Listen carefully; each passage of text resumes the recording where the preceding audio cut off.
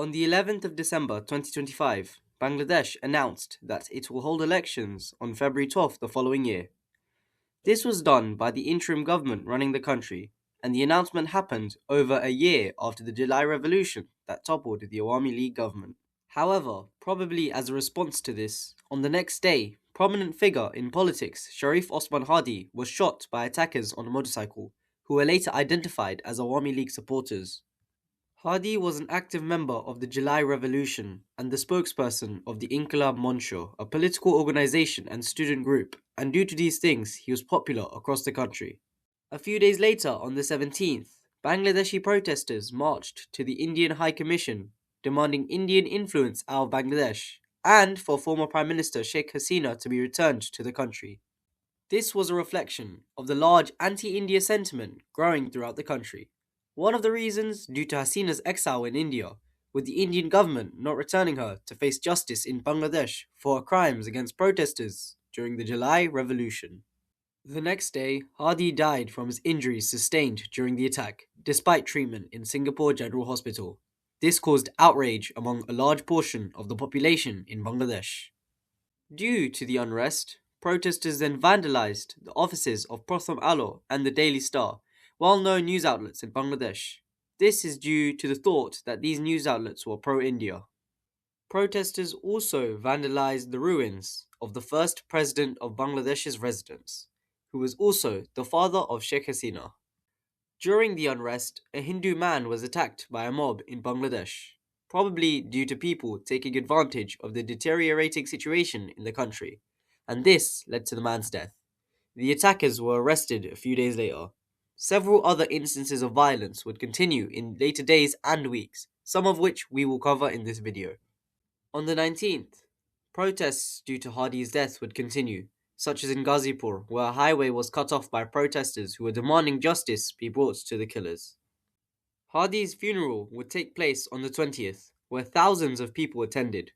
Interim leader Muhammad Yusuf gave a speech during this event, showing the prominence that Hadi had in Bangladesh. Political violence would still continue, as a member of the National Citizen Party was shot in southern Kona on the 22nd. Over this period, relations between India and Bangladesh plummeted, with events such as Hindutva protesters trying to storm the Bangladesh High Commission and Assam being on high alert on the border. Due to the coming election, Bangladesh Nationalist Party acting chairman Tariq Rahman arrived in Dhaka on the 25th after 17 years of exile, being met with crowds full of his supporters. The vacuum left by the Awami League and the popularity of the BNP led to the NCP and Jamaat-e-Islami to form an alliance to rival them in the elections. This would later stem into the 11-party alliance. More big news took place, as former Prime Minister Khaleda Zia died after she was planning to run in the election for the BNP. Her funeral was held on the 31st of December, with large crowds attending this event. Also on the last day of the year, India's foreign minister met with Tariq Rahman to try to improve relations between India and the BNP. Going into the new year, cricket politics between India and Bangladesh ensued. This started off when the Board for Cricket in India decided to release the only Bangladeshi cricketer in the IPL before the tournament even began. Due to this, declining Bangladesh-India relations and public sentiment on both sides heating up, the BCB declared it wouldn't go to the World Cup to play in India due to security reasons. Taking a short break from the cricket, Bangladeshi and Pakistani military chiefs talked about a potential defence deal and purchase of fighter jets, all while Bangladeshi ties with India still deteriorated. On the 11th of January, Bangladesh's National Security Advisor met with US diplomats in Washington, stating Bangladesh's intent to join the International Stabilization Force in Gaza. Quite off topic, but it shows Bangladesh trying to involve itself in international events ahead of the election. Back to the cricket, Bangladeshi cricketers boycotted all forms of cricket due to controversial comments a BCB member made.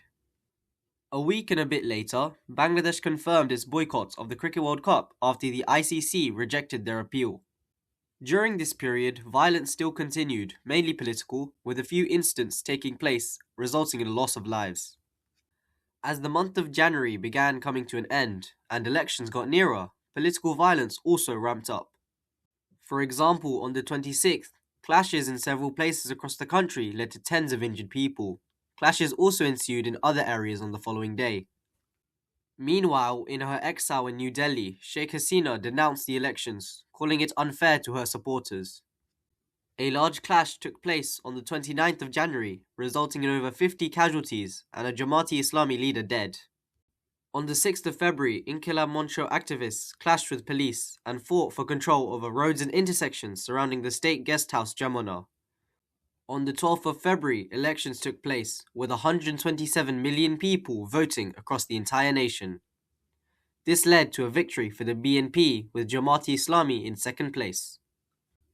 However, with new leadership, shifting relations, and post-election violence, among other things, it's not an easy road ahead, yet let's hope Bangladesh can traverse through to a good future. This is Sahir from 18 Productions, and thanks for watching this video. Please like and subscribe, and if you want to watch another of my videos, you can go to my channel or watch the video that's on the screen right now. If you want to see the map which I've made for this video specifically, you can go to the link in the description below. Okay, once again, thanks for watching and I'll see you in the next video. Bye.